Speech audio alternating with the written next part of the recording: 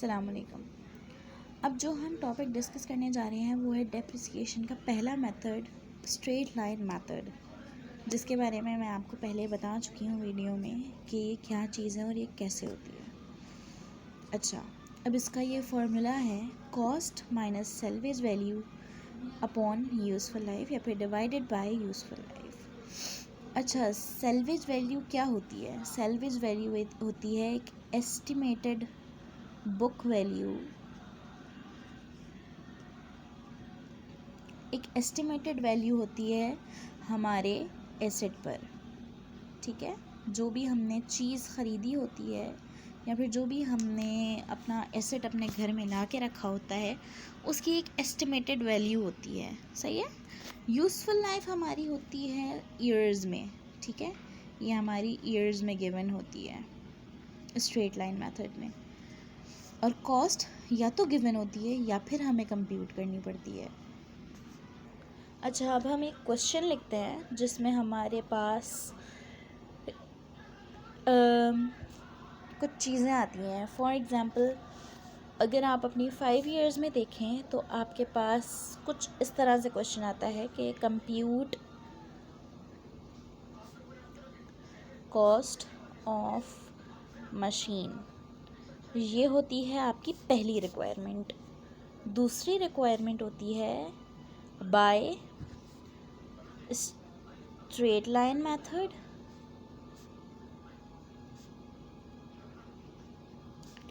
And diminishing balance method. तीसरी requirement में वो आपको या तो जर्नल एंट्रीज़ बनाने का बोल देगा या फिर वो आपको टी अकाउंट्स बनाने का बोल देगा। फ़िलहाल इन दो पर कंसंट्रेट किया जाए क्योंकि टी अकाउंट्स बनाना बहुत इजी है अगर हम इस वाली पर सही से काम कर लें अपना। तो हम पहले इसकी कॉस्ट ऑफ मशीन कंप्यूट कर लेते हैं। अच्छा, यहाँ हमने अपना एक क्वेश्चन क्रिएट किया है। A list price 5 lakh, trade discount 2% and cash discount 2/10, इस वैल्यू का मतलब है कि आपने इसको सिंपली इग्नोर करना है और यहाँ से आप अपना 2% लगाओगे। जैसे 2% इधर लगा रहे हो वैसे ही 2% इधर भी लगाओगे। हैविंग इंश्योरेंस इन ट्रांजिट 4000, ये हमारा एक्सपेंस है, ये एक्सपेंसेस में आएगा। ट्रांसपोर्ट 800, ये भी एक्सपेंस है, एक्सपेंसेस में आएगा।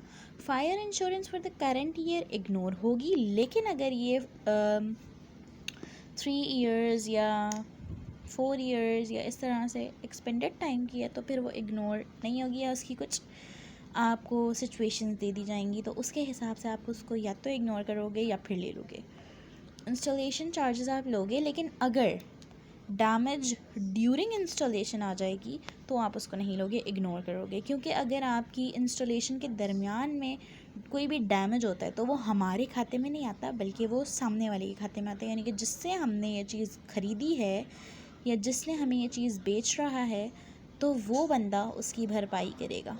यानी कि कोई भी wear and tear during installation होगा या कोई भी डैमेज होगा तो उसके ज़िम्मेदार हम नहीं हैं, क्योंकि वो अभी हमारे घर नहीं आया। वो जैसे ही हमारे घर आ गया तो उसकी इंस्टॉलेशन, उसकी हर चीज़ के ज़िम्मेदार हम खुद होंगे। अब हम चलते हैं ज़रा इसके फॉर्मेट की तरफ।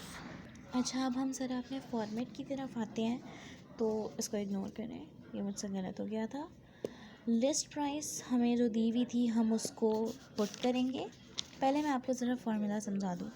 लिस्ट प्राइस यानी कि वो जो हमारी गिवन प्राइस होती है मशीन की, वो ट्रेड डिस्काउंट, ये आपको दिया हुआ है क्वेश्चन में।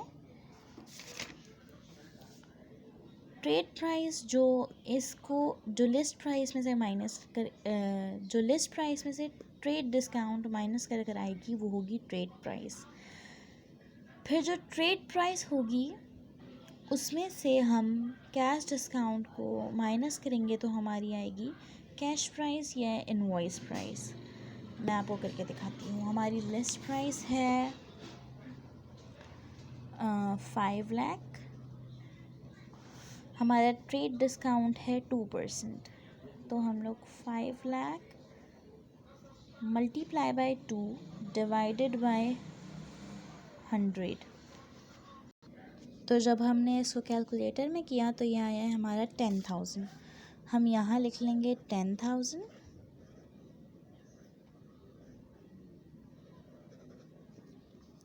और हमने इसमें से 5 लाख में से यानी कि लिस्ट प्राइस में से ट्रेड डिस्काउंट को माइनस किया तो हमारा आया 4,90,000। क्योंकि सिर्फ 10,000 ही माइनस हुआ है तो 4,90,000 हुआ। अब इस 4,90,000 में से हम मल्टीप्लाई करेंगे 2 से, क्योंकि हमारे पास 2/10 दिया हुआ था, जिसका मतलब है हम मल्टीप्लाई करेंगे 2 से डिवाइडेड बाय 100। तो हम इसको करके देखते हैं अभी। 4,90,000 मल्टीप्लाई बाय 2 डिवाइडेड बाय 100 तो हमारा आ रहा है 9,800।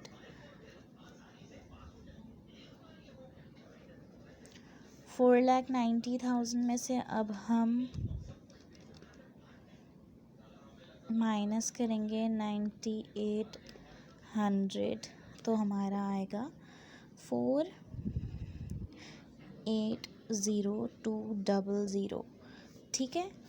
अब इसको हम जो हमारा कैश डिस्काउंट को माइनस कर कर आएगी वैल्यू, उसको हम कहते हैं या तो कैश प्राइस या फिर इनवॉइस प्राइस। एक और प्राइस होती है जिसे कहते हैं बिल प्राइस, तो वो भी हम इसको कह सकते हैं।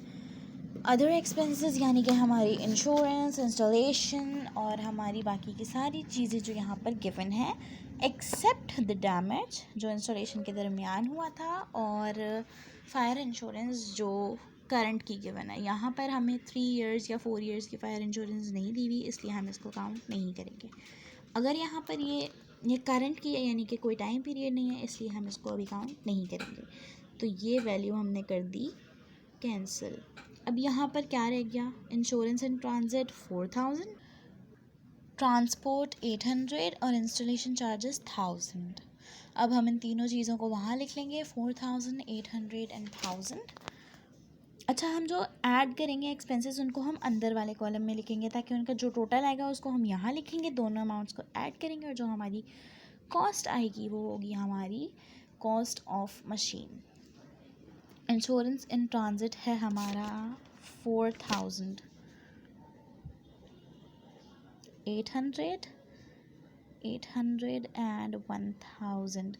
ठीक है। अब हमने इसको टोटल किया तो हमारा आया 5,800।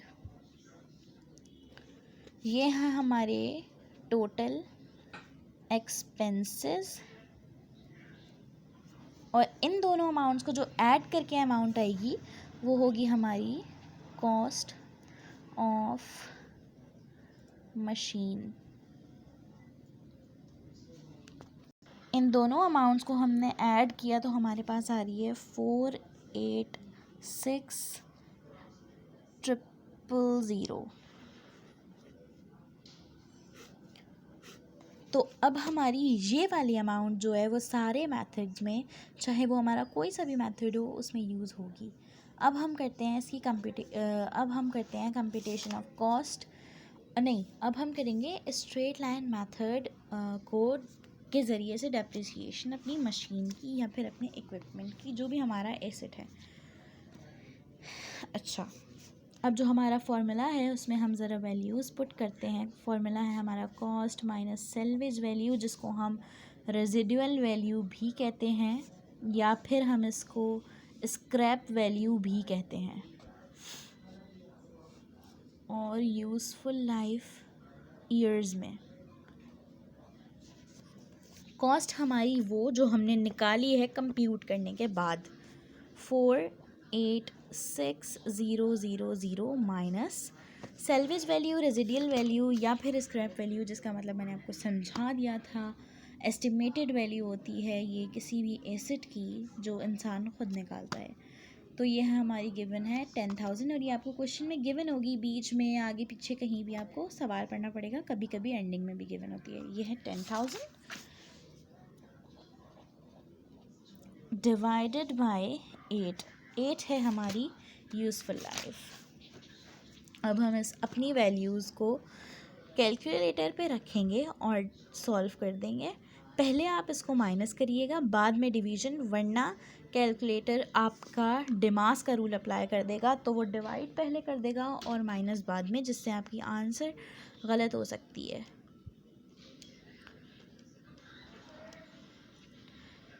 486,000 minus 10,000, 476,000 divided by 8, 59500।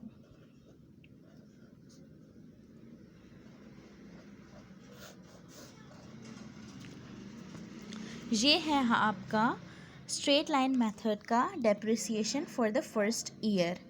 For instance, अगर आपको वो आपके क्वेश्चन में दे देता है कोई भी टाइम फैक्टर, यानी कि वो कह देता है कि आपने अपनी मशीन ख़रीदी थी अप्रैल 1 को, ठीक है, तो वो आपको अप्रैल 1 के बाद जितने भी महीने आते हैं उन सबको यहाँ पर मल्टीप्लाई करना है और डिवाइड करना है टोटल मंथ से। यानी कि अप्रैल हमारा कौन सा मंथ होता है, 3rd या 4th, जनवरी, फरवरी, मार्च, अप्रैल। अप्रैल के बाद से आप काउंट करेंगे, अप्रैल, मई, जून, जुलाई, अगस्त, सितंबर, अक्टूबर, नवंबर, दिसंबर, ये कितने हुए, 9 मंथ्स। तो आप इसको कर देंगे मल्टीप्लाई बाय 9 डिवाइडेड बाय 12, ठीक है। लेकिन अगर वो कहता है कि अप्रैल की 16, यानी कि आधा महीना गुजर गया, तो आप उसको काउंट नहीं करेंगे, सही है। लेकिन अगर वो कहता है 1, तो आप उसको काउंट करोगे 1 से लेके 15 तक। अगर वो आपको टाइम पीरियड देता है तो आप उसको काउंट करोगे। अगर वो 15 के बाद देता है आपको, कोई सा भी महीना हो सकता है, मई, जून, जुलाई, कोई भी महीना हो सकता है, लेकिन आपको उस महीने से लेके दिसंबर तक पहले मंथ्स काउंट करने हैं कि वो कितने महीने बनते हैं। उन महीनों को आपने मल्टीप्लाई करना है, डिवाइड करना है टोटल मंथ्स से, तो आपका वो complete depreciation for the first year आ जाएगा। फिर अगर आप उसको सेकेंड ईयर के लिए करोगे तो आप उसको जस्ट सिंपल इस तरीके से करोगे, उसी सेम वैल्यू से यही वैल्यूज़ रखी जाएंगी और यही आंसर आता जाएगा। बस ये है आपका स्ट्रेट लाइन मेथड। मुझे उम्मीद है कि आप सबको ये समझ आया होगा। कंप्यूटेशन बहुत अच्छे तरीके से समझ आ जानी चाहिए, क्योंकि मैंने एक एक चीज़ बहुत अच्छे से समझाई है। और अगर कोई मसला हो तो आप लोग मुझसे पूछ सकते हैं। और बस आज के लिए इतना ही। अगली वीडियो में आपसे मैं जल्दी मिलती हूँ। अल्लाह हाफ़िज़।